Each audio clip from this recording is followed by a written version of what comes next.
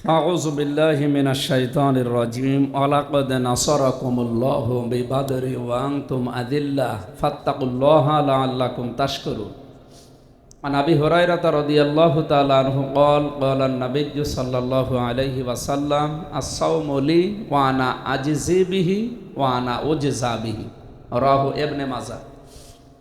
NDF Kushtia জেলা শাখার উদ্যোগে আয়োজিত সিয়ামের গুরুত্ব ও বদর দিবসের তাৎপর্য শীর্ষক আলোচনায় আজকের সম্মানিত সভাপতি জনাব ডক্টর আহসান হাবিব দামাত বারকাতুহুল আলিয়া, এখানে প্রধান অতিথি হিসাবে উপস্থিত আছেন মাননীয় জাতীয় সংসদ সদস্য কুষ্টিয়া 2 জননেতা জনাব আব্দুল গফুর, উপস্থিত হয়েছেন কুষ্টিয়া 4 মাননীয় জাতীয় সংসদ সদস্য জননেতা জনাব আফজাল হোসাইন, উপস্থিত হয়েছেন আমাদের শ্রদ্ধাভাজন উস্তাজ বাংলাদেশ জামাত ইসলামী কুষ্টিয়া জেলা শাখার ভারপ্রাপ্ত আমির এবং এই অঞ্চলের আমাদের সম্মানিত অভিভাবক জনাব অধ্যক্ষ খন্দকার A.K.M. আলী মহসিন স্যার, উপস্থিত হয়েছেন অতিথি হিসাবে আপনাদের এই অত্র কলেজের সম্মানিত principal professor doctor Shahidul Islam দামাত বারকাতুহুল আলিয়া। মঞ্চে উপবিষ্ট আছেন বাংলাদেশ জামাত ইসলামী কুষ্টিয়া জেলা শাখার শ্রদ্ধাভাজন সেক্রেটারি অধ্যাপক সোজাউদ্দিন জোয়াদ্দার, অন্যান্য অতিথিবৃন্দ, সামনে বসা প্রায় সব আমার বয়সে জ্ঞানের সব দিক থেকে বড় আমার প্রাণ প্রিয় ভাইরা, সম্মানিতা মা এবং বোনেরা, আমরা যে দুইটা বিষয় এখানে লেখা আছে, অনেকগুলো কথা অল্প সময়ের ভেতর হল আমরা অলরেডি শুনেছি। বৈজ্ঞানিক দৃষ্টিকোণ থেকে রমজানের গুরুত্ব, রোজার গুরুত্ব শুনলাম। আমরা ইসলামের দৃষ্টিকোণ থেকে কয়েকটা কথা কোরআন এবং হাদিস অনুযায়ী শুনতে চাচ্ছি। সিয়াম, এটা 1 বছর পরে আমাদের কাছে এসেছে। শুধু কিছুদিন না খেয়ে থাকলাম চলে গেল বিষয়টা, এই জন্যে না। সিয়াম আমাদেরকে আত্মসংযমী করার জন্যে, ধৈর্যশীল হওয়ার জন্যে, তাকওয়াবান করার জন্য এসেছে। আমরা কি ওই বিষয়গুলো এখনো অর্জন করতে পেরেছি? তাকওয়ার যে সমস্ত মিনিং, অর্থ, ব্যাখ্যা, বিশ্লেষণ, গত বছর এই জায়গায় আমি তাকওয়ার 4টা ব্যাখ্যা দিয়েছিলাম। আমার মনে হয় এখন প্রশ্ন করলে অনেকেই হয়তো আর বলতে পারবে না, অনেকেই তারা এখানে আছে। তাকওয়ার যে 4টা ব্যাখ্যা দিয়েছিলাম তার 1 নম্বরে আল খাউফু মিনাল জালিল, 2 নম্বরে বলেছিলাম আল আমালু বিত তানজিল, 3 নম্বরে বলেছিলাম আল কিনাআতু বিল কলিল, 4 নম্বরে আল ইস্তিউদাদু বির রাহি লিল ইয়াউমির রাহি। এই 4টা বিষয়ের আলোচনা গত বছরে আমি 10 মিনিট মতো করেছিলাম। এই 4টা বিষয় কারো ভেতরে না থাকলে, শুধু আমার মতো জোব্বা গায়ে দিলে, বড় দাড়ি থাকলে তার ভেতরে তাকওয়া তৈরি হয় না। আমরা যেহেতু একবার করেছি ওটা রিপিট করতে চাই না। এবার আমরা নির্ধারিত একটা আয়াত পড়েছি এবং আপনারা যে সাবজেক্ট দিয়েছেন এর উপরে আল্লাহ রাব্বুল আলামিন সিয়ামের যে সমস্ত গুরুত্ব কোরআনে দিয়েছেন, কোনো ইবাদতের এত বেশি গুরুত্ব আমি কোরআন পড়াটা পড়ে পাইনি। আপনি নামাজ পড়লে তাকওয়াবান হয়ে যাবেন, কোরআনে কোথাও নেই। আপনি হজ করলে তাকওয়াবান হয়ে যাবেন, এ কথা কোরআনে নেই। আপনি যাকাত দিলে মুত্তাকি হয়ে যাবেন, কোরআনে আমরা পাইনি। কিন্তু রোজা রাখলে মানুষ মুত্তাকি হবে, এ কথা আল্লাহ নিজে জানিয়েছেন, লাআল্লাকুম তাত্তাকুন। এজন্য অনেক গুরুত্ব আছে। নবীজি বলেন, কেউ যদি রোজা রাখে রোজার মতো, আস-সাওমু লি ওয়া আনা আজজি বিহি ওয়া আনা উজজা বিহি। এটা যদিও হাদিস, কিন্তু এটা হাদিসে কুদসি, আল্লাহর কথা রসুলের মাধ্যমে আমরা পেয়েছি। বিশ্বনবী জানিয়েছেন যে আল্লাহ আমাকে এ কথা বলতে বললেন, কেউ যদি রোজা রাখে এই রোজার পুরস্কার আমি আল্লাহ নিজের হাতে দেব, অথবা আমি নিজেই এর পুরস্কার হয়ে যাব। সুবহানাল্লাহি ওয়া বিহামদিহি। আপনি কি টের পেয়েছেন কত বড় কথা এটা? আজকে এখানে যদি 5,000 মানুষ কাজ করে এই হাসপাতালে, আমাদের অধ্যক্ষ যিনি আছেন শহীদুল ইসলাম, উনি যদি বলেন আজকে আমি নিজে এই 1 মাস পরে যে বেতন আছে আমি নিজের হাতে দেব, আমার মনে হয় কর্মচারী যারা আছে তারা এই যে ম্যানেজারের হাত দিয়ে বা ক্যাশিয়ারের হাত দিয়ে এতদিন যে টাকা দিতাম, বেতন দিতাম, তার চাইতে ডক্টর শহীদুল ইসলামের নাম শুনলে বেশি খুশি হবে। কারণ উনি যেহেতু এখানে দায়িত্বে আছেন মালিক হিসাবে, একবার সর্বোচ্চ জায়গায়, তাহলে এই জায়গা থেকে যদি শুধুমাত্র যারা কাজ করে খায়, শ্রমিকরা, কর্মচারীরা যদি আনন্দ পায় যে আমাদের প্রধান আজকে হাতে করে দেবে, ওনার তাও তো সীমাবদ্ধতা আছে।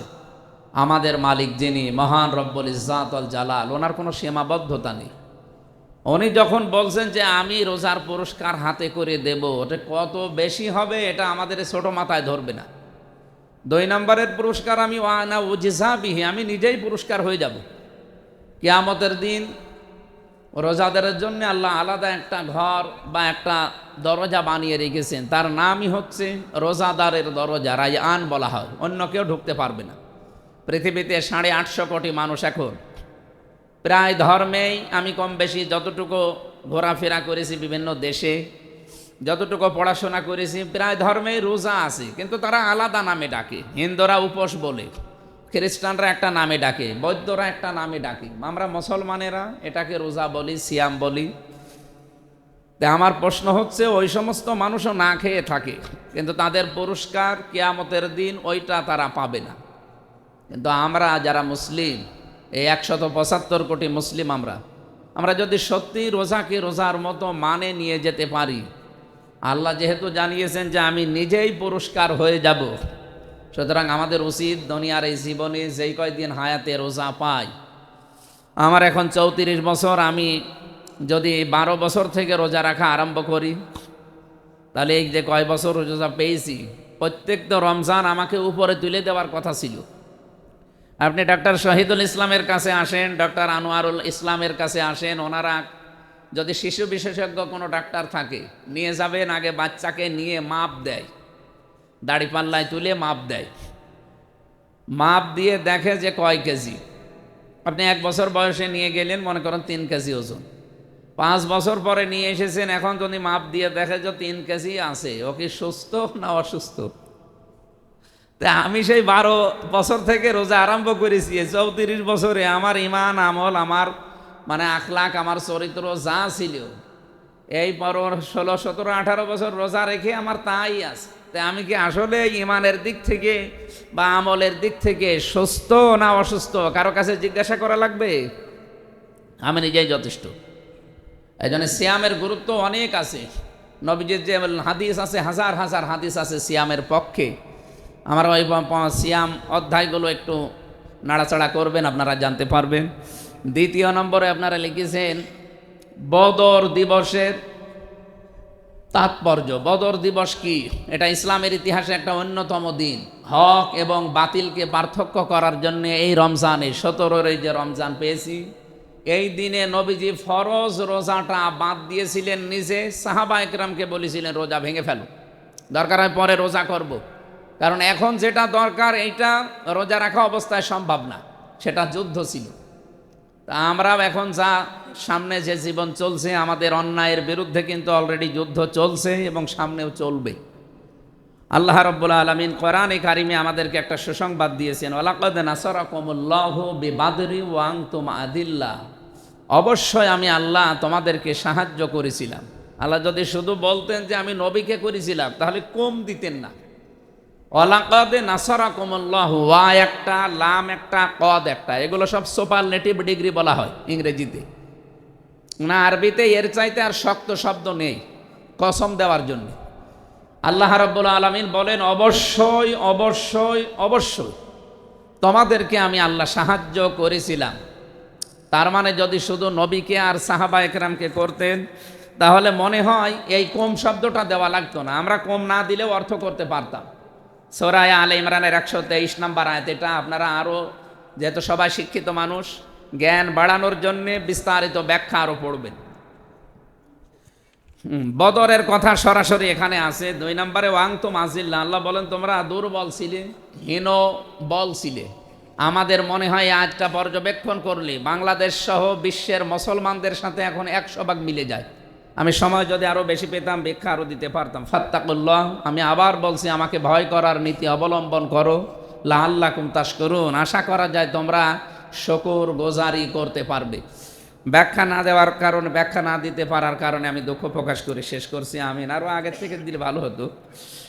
ঠিক আছে, সময় যেহেতু নেই, আমরা আরও পরবর্তীতে আলোচনা করবো ইনশাল্লাহ। আসসালামু আলাইকুম। ন্যাশনাল ডক্টরস ফোরাম কুষ্টিয়া কর্তৃক আয়োজিত আজকের এই ইফতার মাহফিলের সম্মানিত সভাপতি, প্রধান অতিথি, বিশেষ অতিথিবৃন্দ, আমার সামনে বসা আজকের মাহফিলের সম্মানিত উপস্থিতি, প্রিয় সাংবাদিক ভাইয়েরা, আসসালামু আলাইকুম। আমরা আজ এমন একদিনে ইফতার মাহফিলে সমবেত হয়েছি যেই দিনে সত্য মিথ্যার দ্বন্দ্বে বিজয়ী হয়েছিল মুসলমানেরা, এবং এই বিজয় সম্ভব হয়েছিল ঈমানের দৃঢ়তা এবং আল্লাহর প্রতি অগাধ বিশ্বাসের কারণে। প্রিয় উপস্থিতি, এই রমজান সেই ঈমানের দৃঢ় তাকওয়াবান একদল মানুষ তৈরি করতে চাই। আমরা সেরকম মানুষ হিসেবে যদি নিজেদেরকে পেশ করতে পারি, তাহলে আমরা নিজেরাও কিয়ামতের ময়দানে আমরাই বিজয়ী হব। প্রিয় উপস্থিতি, রমজানের এই মর্যাদা, রমজানে মানুষকে এত মর্যাদাশীল করার একমাত্র কারণ, রমজানকে এত মর্যাদাশীল করার একমাত্র কারণ হচ্ছে কোরআন নাজিল হয়েছে মানুষের জন্য।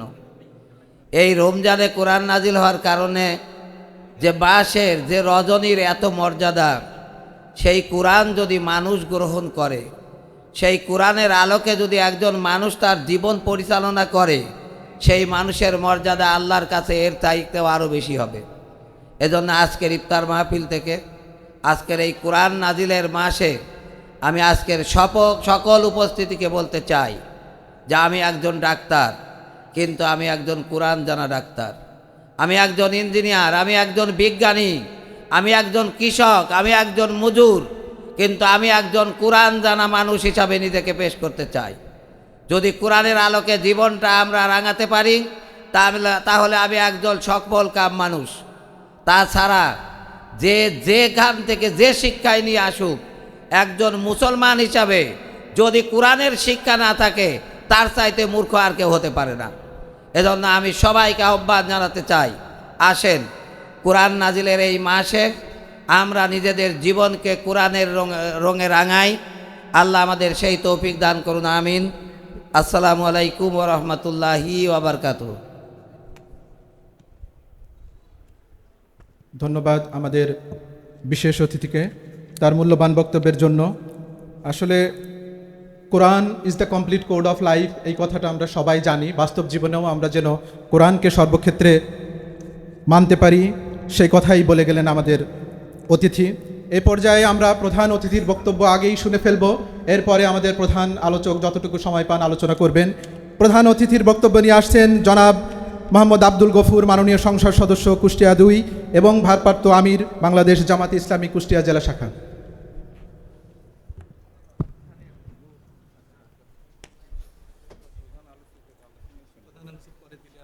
না, ঠিক আছে। আলহামদুলিল্লাহি রাব্বিল আলামিন ওয়াসসালাতু ওয়াসসালামু আলা সাইয়্যিদিল মুরসালিন ওয়া আলা আলিহি ওয়া সাহবিহি আজমাইন। আউযু বিল্লাহি মিনাশ শাইতানির রাজীম। বিসমিল্লাহির রহমানির রহিম। আজকে ন্যাশনাল ডক্টরস ফোরাম কর্তৃক আয়োজিত ইফতার মাহফিল ও দোয়া অনুষ্ঠানের সম্মানিত সভাপতি, ডক্টরস ফোরামের কুষ্টিয়া অঞ্চলের সভাপতি জনাব ডক্টর আহসান হাবিব, উপস্থিত আছেন প্রধান আলোচক হিসাবে বাংলাদেশের তাফসির জগতের অন্যতম তাফসির কারক, আমাদের প্রিয় নেতা, জাতীয় সংসদের সংসদ সদস্য, কুষ্টিয়া সদর আসনের জনাব মুফতি আমির হামজা সহ আমাদের মাঝে উপস্থিত আছেন আমাদের শ্রদ্ধাভাজন স্যার, অধ্যক্ষ খন্দকার এ.কে.এম. আলী মহসিন স্যার সহ মঞ্চে উপবিষ্ট অন্যান্য নেতৃবৃন্দ এবং আজকের এই আয়োজনে উপস্থিত বিভিন্ন শ্রেণী পেশার রোজাদার ভাইগণ, বোনেরা, আসসালামু আলাইকুম ওয়া রাহমাতুল্লাহ। সম্মানিত উপস্থিতি, আমরা প্রধান আলোচকের আলোচনায় শুনব, রমজান শীর্ষক আলোচনা আমরা শুনব। আমি শুধু এতটুকু বলতে চাই, আমরা বাংলাদেশ পৃথিবীর মানচিত্রে দ্বিতীয় বৃহত্তম মুসলিম দেশ। এই দেশে শতকরা 90 থেকে 92% মানুষ আমরা মুসলমান, কিন্তু সেই দেশে কোরআন চলে না, কোরআনের আইন চলে না, আমাদের মনে ব্যথাও লাগে না। আমরা প্রতি বছরে রোজা আসে, সাহারি করি, ইফতার করি, আনন্দ ফুর্তিও করি, ইবাদত বন্দিও করি, কিন্তু কোরআনের আলোকে সমাজ গড়ার জন্য যে প্রত্যয় আমাদের হওয়ার দরকার ছিল কোরআন নাজিলের মাসে, এই মাস শুধু কোরআন নাজিল নয়, কোরআনের বিজয়ের মাসও এটাই। আপনারা জানেন আজকের এই দিনেই 17 রমজান দ্বিতীয় হিজরিতে বদর প্রান্তরে ইসলামের বিজয় সূচিত হয়েছিল। চূড়ান্ত বিজয় ঠিক 8ম হিজরিতে মক্কা বিজয়ের মাধ্যমে হয়েছিল। সেই মাসে আমরা সাহারি করছি, ইফতার করছি, কিন্তু আমাদের এই ধারণাটা জন্মে না যে আমরা আল্লাহ তাআলার প্রেরিত বান্দা। এই কোরআনকে বিজয় করার জন্যই আমাদের আগমন, কোরআনের শাসন কায়েম করার জন্যই আমাদের আগমন। সেই কোরআনী শাসন না থাকলে আল্লাহ রব্বুল আলামিন অন্যত্র বলেছেন, যারা কোরআনের আইন দ্বারা বিচার ফায়সালা করে না ওরা কাফের, ওরা জালেম, ওরা ফাসেক। সম্মানিত উপস্থিতি, এজন্য আসুন আমরা সবাই কোরআন জানব, কোরআন পড়ব, কোরআনের আলোকে আমাদের নিজেদের জীবন গড়ব এবং আমাদের সমাজটাকে গড়ার জন্য আমরা চেষ্টা করব ইনশাআল্লাহ। আল্লাহ তাআলা আমাদের সবাইকে সেই তৌফিক দান করুন, আমিন। আমা তৌফিক ইল্লা বিল্লাহ। আসসালামু আলাইকুম ওয়া রাহমাতুল্লাহ।